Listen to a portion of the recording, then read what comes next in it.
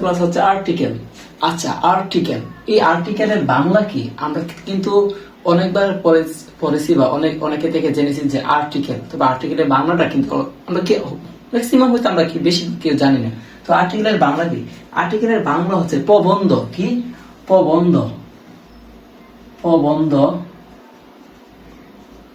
আর্টিকেলের বাংলা হচ্ছে প্রবন্ধ বা নিবন্ধ বা নিবন্ধ, নিবন্ধ বা রচনা বা রচনা।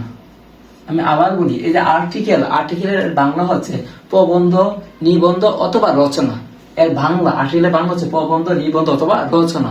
কিন্তু আমরা ব্যাকরণে যে আর্টিকেল, ব্যাকরণে আর্টিকেল বলতে ইংরেজি ভাষার এ এন দাকে বোঝায়, এবং এটা হচ্ছে বাংলা অর্থ আর কি, আর্টিকেলের বাংলা অর্থ। এবং ব্যাকরণ ভাষা, আমরা কিন্তু ব্যাকরণ পড়তেছি মানে গ্রামার পড়তেছি, তাই না?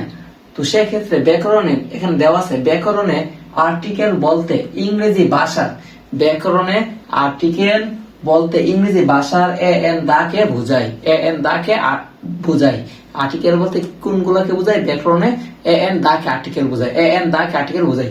একটা সেন্টেন্স দেওয়া আছে বা একটা লাইন মানে একটি বাক্য, এই সেন্টেন্স দেওয়া আছে, ওই সেন্টেন্সে এ এন দা যেগুলো আছে ওইগুলো আর্টিকেল, ঠিক আছে? ওইগুলো আর্টিকেল। তো আর্টিকেল আবার দুই প্রকার, একটি হচ্ছে ইনডিফিনিট, ইনডিফিনিট অনির্দিষ্ট, আর একটা হচ্ছে ডিফিনিট। ইনডিফিনিট, ইনডিফিনিট অনির্দিষ্ট, অনির্দিষ্ট হচ্ছে দুইটা, এ অথবা এন, এ অথবা এন। এবং ডিফিনিট, ডিফিনিট অর্থ নির্দিষ্ট। দা কোনো কোনো কিছু যদি নির্দিষ্ট করে বোঝায়, কোনো কিছু যদি নির্দিষ্ট করে বোঝায় তাহলে তার আগে বসবে দা, আর যদি অনির্দিষ্ট করে বোঝায় তাহলে বসবে এন, ঠিক আছে?